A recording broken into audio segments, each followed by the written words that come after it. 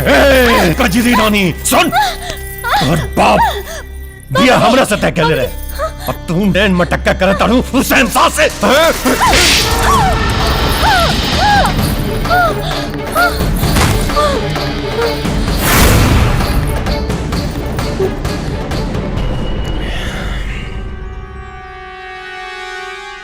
कारे ब्याह करे का बहुत शौक बाटेगा हैं? घोड़ी चढ़ गए। पहले औरत के इज्जत करे का तरीका सीख। तरीका तो हम दोनों सिखाए।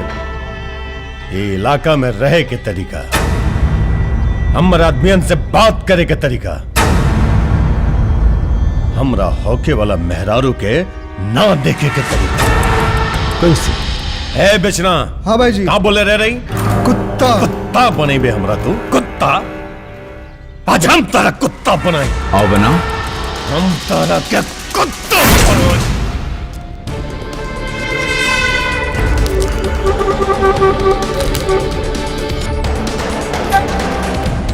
शहनशाह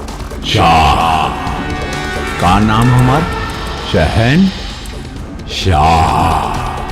हम शेर है और शेर के जिए का तरीका कोनो कुत्ता ना सिखा सकेला रे।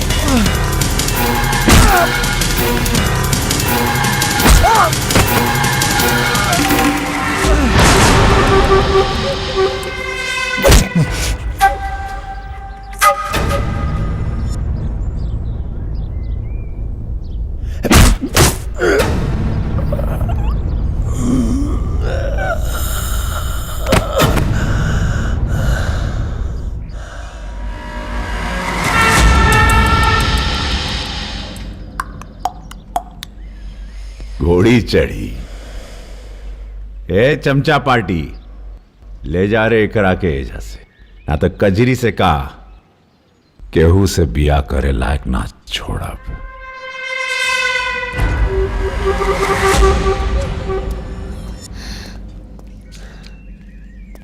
आप तो भगवान बन के आ गई लोग।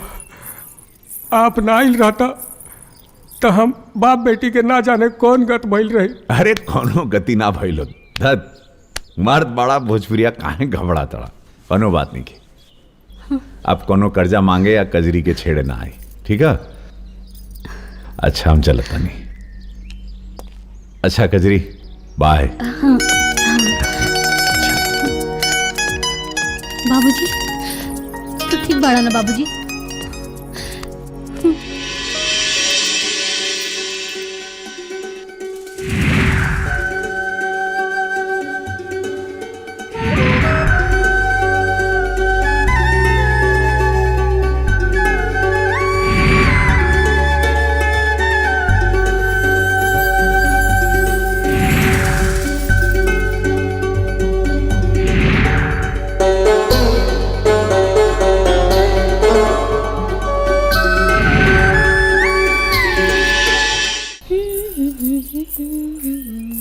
रुक। का बात बा? हमारा रास्ता काहे रोकत बाड़ा? एगो बात तारा से पूछे के रहे फूल वाली। हाँ हाँ पूछा। जौन तू बियाह खातिर तैयार भइल बाड़ू अपने बाप के चलते के कोनो दबाव से के अपन मर्जी से। काहे बताई? अरे अरे ब्याह करब तो आर भतार बनब तो तरा के बताए के पड़ी ना। जब भतार बनबा तो जनिए जेबा। देख बता दे, देख बता सच्ची में बताई प्लीज। अपना मर्जी से।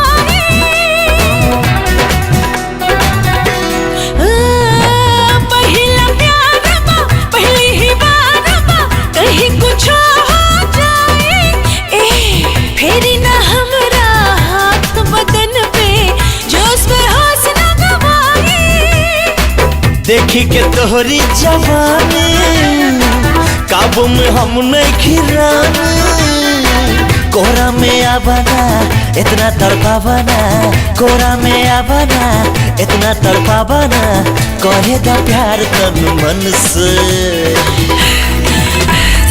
देखे ऐसन नजर से साड़ी सर केला हमरे कमर से।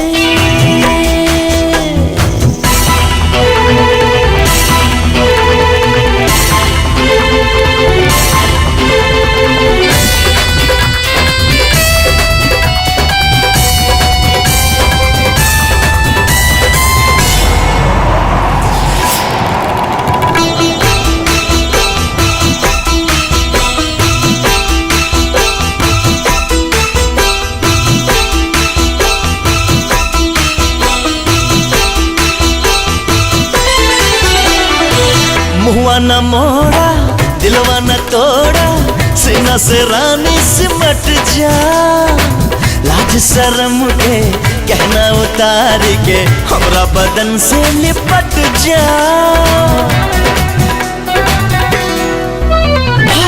मुआ न मोड़ा दिलवा न तोड़ा, सीना से रानी सिमट जा, लाज शर्म के कहना उतार के हमरा बदन से लिपट जा।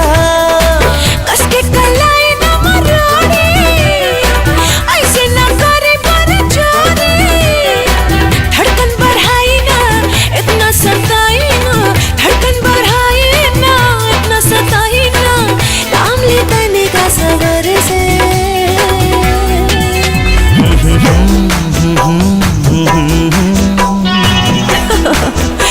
गाड़ी सर केला हमरे कमर